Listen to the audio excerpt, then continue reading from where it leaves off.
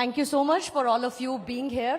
And mister Akshat Khetan, आपका भी मैं भारत 24 के इस मंच पर स्वागत करती हूं। आप फाउंडर हैं AU corporate advisory and legal services के, और चूंकि हम विकसित भारत की बात करते हैं तो हर किसी का अपना योगदान बहुत महत्वपूर्ण है। मिस्टर अक्षत खेतान के योगदान पर आज हम इस सेशन में चर्चा करेंगे। एक बार फिर से आपका स्वागत करती हूं खेतान साहब। हम क्योंकि विकसित भारत की ही बात कर रहे हैं, विजन ऑफ 2047 की बात कर रहे हैं, आपको क्या लगता है कि विकसित भारत की इस दिशा में इंफ्रास्ट्रक्चर का रोल क्या है? विकसित भारत 2047 जो हम विजन कहते हैं, इसकी परिकल्पना को अगर साकार करना है तो इंफ्रास्ट्रक्चर एकमात्र ऐसा विषय है जिसके बिना ये कभी साकार और पूरा नहीं हो सकता है। विकसित भारत है क्या? आज हर भारत का नागरिक ये मानता है कि भारत उसका घर है, परंतु जब हर नागरिक को ये लगने लगे कि भारत अब उसके सपनों को साकार करने का मंच बन गया है, उसकी सोच से वो जो उत्पन्न करता है वो वैश्विक रूप में साकार हो सकता है, तो असल में हम विकसित भारत को प्राप्त करेंगे और विकसित भारत बन जाएंगे। जहां तक कि इंफ्रास्ट्रक्चर की बात है तो road, rail, port, airport, clean energy, ये सारे ऐसे स्तंभ हैं जो कि कोई फ्रेमवर्क नहीं है हमारे देश का, लेकिन हमारे देश के ग्रोथ इंजन है। Absolutely rightly said. लेकिन आपने क्योंकि वेरियस कनेक्टिविटीज की बात की, आपने सड़कें, हाईवे, साथ ही मैं लॉजिस्टिक्स को भी इंक्लूड करना चाहूंगी। आपको लगता है कि बीते कुछ वक्त में जो भारत की आर्थिक प्रगति हुई है और जैसे हम ग्लोबल कंपटीशन में अपनी जगह बना पाए हैं, इन सब का योगदान उसमें महत्वपूर्ण रहा है? बिल्कुल महत्वपूर्ण रहा है और आगे भी रहेगा। आज के 14 वर्ष पूर्व की हम बात करें तो वर्ल्ड इंफ्रास्ट्रक्चर डेवलपमेंट इंडेक्स में हम 50वें पायदान पे थे, जो कि आज हम 10वें पायदान पे आ गए हैं। तो ये इसीलिए संभव हो चुका है। मैं आपको एक छोटी सी बात कहना चाहूंगा कि हम हमेशा कहते हैं कि distance is equal to speed into time, लेकिन जब इंफ्रास्ट्रक्चर को गति मिलेगी और इंफ्रास्ट्रक्चर के द्वारा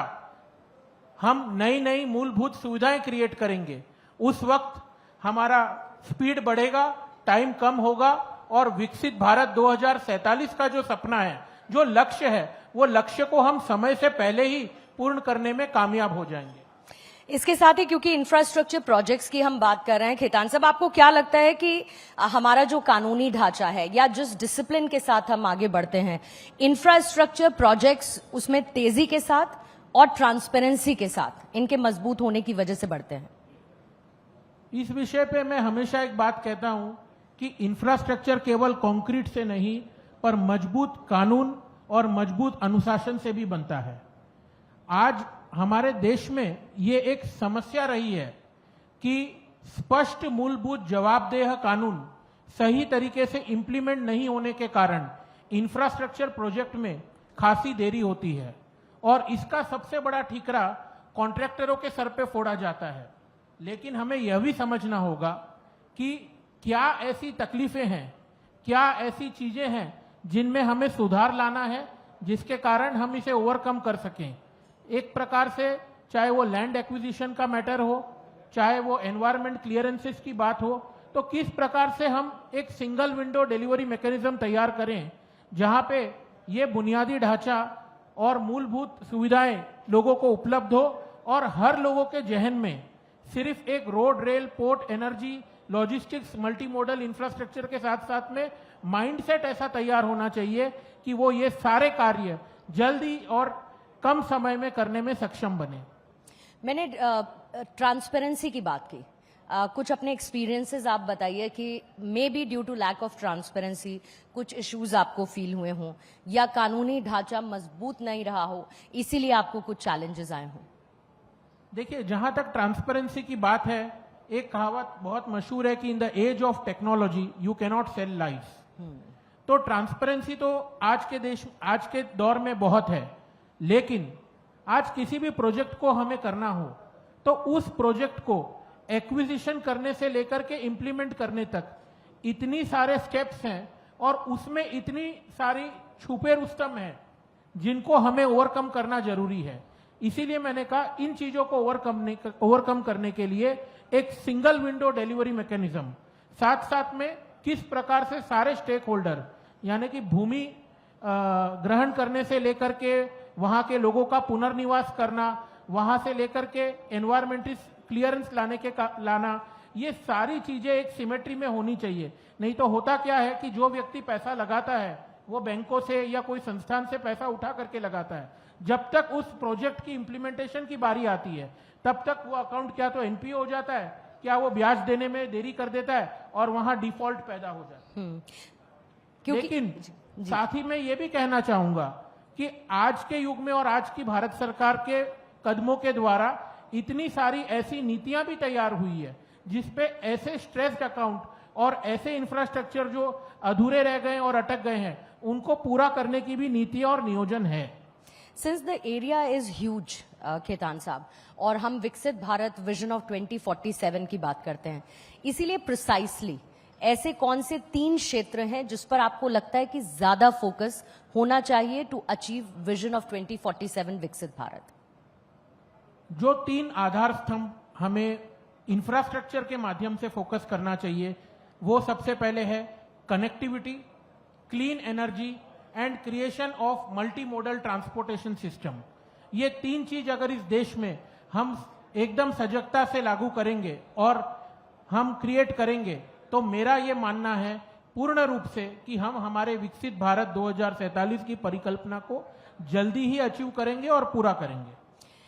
जब भी हम इंफ्रास्ट्रक्चर प्रोजेक्ट्स की पूरे देश में बात करते हैं, हमने अमूमन खेतान साहब एक बात देखी है कि चाहे भूमि अधिग्रहण हो या फिर हम एनवायरनमेंट और सेफ एनवायरनमेंट की तरफ भी ध्यान देते हैं, या फिर जो नियामक चुनौतियां हैं, ये सब कुछ हमारे सामने आती हैं। लेकिन इन सबको बैलेंस करके तेज विकास की तरफ इंफ्रास्ट्रक्चर को बिल्टअप करते हुए कैसे बढ़ा जाए? इन विषयों के लिए आज अगर हम देखेंगे तो हमारी भारत सरकार ने एक हाइब्रिड एन्युटी मॉडल को लॉन्च किया है। साथ ही में किस प्रकार से रोड डेवलपमेंट का से जनरेट किया हुआ पैसा वापस उसी डेवलपमेंट में लगे, उस परियोजना को लॉन्च किया है। इन परियोजना से ही बैलेंस क्रिएट होता है और ऐसे बैलेंस क्रिएट होने के कारण ही हम ये जो परिकल्पना है उसको पूरा कर पा रहे हैं। लेकिन हमें एक बात का और ध्यान रखना होगा कि विकसित भारत का सपना सिर्फ नीतियों की घोषणा और नीतियां बनाने से नहीं होगा, ग्राउंड पर भी हमें मजबूत इंफ्रास्ट्रक्चर, मजबूत कानून और मजबूत अनुशासन से काम करना होगा। आज हम खेतान साहब जिस तरफ भी नजर उठाकर देखते हैं, हम देखते हैं कि किस तरीके से एक्सप्रेसवेज बन रहे हैं, किस तरीके से लॉजिस्टिक्स डेवलप हो रहे हैं, एक मल्टी मॉडल ट्रांसपोर्ट सिस्टम को डेवलप किया जा रहा है। भविष्य में हम एक मजबूत आर्थिक ताकत बने, ये तेजी उसमें कैसे कंट्रीब्यूट कर रही है? मजबूत आर्थिक ताकत तो भारत बनी रहा है। आज हम चौथे पायदान पर आ गए हैं पूरे विश्व में, और ये इसीलिए संभव हुआ है क्योंकि यहाँ के हमारे भारत देश के लोगों की मानसिकता और कार्यशीलता इतनी प्रगतिशील है कि हर चीज को करना है, किसी चीज को ना नहीं बोलना है और करके अपने देश को सक्षम और सार्थक बनाना है। तो आज ये जो इंफ्रास्ट्रक्चर देश में क्रिएट हुआ है उसी का ही परिणाम है कि आज हर भारतीय ये सोचता है कि मुझे विकसित भारत के सपने के साथ में, परिकल्पना के साथ में जुड़ना है। और मैं आपको और आपके दर्शकों को ये बता दूं कि अब ये कोई स्वप्न और परिकल्पना नहीं रह गया है, ये एक हकीकत बन गई है। मुझे तो ऐसा लगता है कि जिस प्रकार से हाईवेज, रोड डेवलपमेंट वगैरह का काम हो रहा है, तो इस परिकल्पना को हम जल्दी पूरा करेंगे। और भारत सरकार से भी मेरा एक निवेदन है कि जिस प्रकार से कई मिनिस्ट्रियों को इंटीग्रेट किया, उस प्रकार से रोड, पावर, रेल, पोर्ट्स को भी इंटीग्रेट करके एक इंफ्रास्ट्रक्चर मिनिस्ट्री का भी निर्माण करना चाहिए। और ये जो सपना जो अब हकीकत में तब्दील होता हुआ देशवासियों को नजर आ रहा है, इसमें हमारे union minister of road transport और साथ ही हाईवेज नितिन गडकरी साहब और प्रधानमंत्री नरेंद्र मोदी के विजन को आप कैसे देखते हैं? ये जो कुछ भी संभव हो पाया है वो हमारे परम आदरणीय प्रधानमंत्री के स्वप्न, विजन और मिशन, उनका हार्डवर्क, डेडिकेशन और डिवोशन, इसी के कारण हो पाया है। और जहां तक गडकरी साहब की बात है, तो मैंने जो अभी कहा कि भारत में एक इंफ्रास्ट्रक्चर मिनिस्ट्री होना चाहिए, अगर इसमें गडकरी साहब को ये काम दे दिया, ये जिम्मा सौंप दिया जाए, तो मुझे पक्का विश्वास है कि 10 साल पूर्व ही हम ये चीज को पालेंगे और साकार करके और आगे डेवलप नेशन के बाद में किस प्रकार से हमें अदर नेशंस को डेवलप करना है उसके ऊपर काम करना चालू कर देंगे। कहते हैं कि असली भारत रूरल एरियाज में बसता है, तो कभी अगर आपको मौका मिला हो उन ग्रामीण क्षेत्रों में लोगों से बात करने का, तो इस बदलते इंफ्रास्ट्रक्चर और बेहतर होते इंफ्रास्ट्रक्चर में उनकी कितनी खुशी आपको महसूस होती है? भारत देश जो है वो हमेशा से ही गांव गरीब किसान का देश रहा है और इस देश में आज हम जब भी कोई रूरल क्षेत्र में जाते हैं तो 2 चीजों का हमें बहुत अच्छा ज्ञान होता है कि रूरल क्षेत्रों में भी इंफ्रास्ट्रक्चर अवेलेबल होने के कारण उद्योगों की लागत में कमी आई है जी। इस कारण से ये भी हुआ है कि किसानों के लिए आज बाजार की जो प्रॉक्सिमिटी है वो बढ़ गई है और इससे ये भी हुआ है कि रूरल क्षेत्रों में हम ये देखेंगे कि अर्बन क्षेत्रों से ज्यादा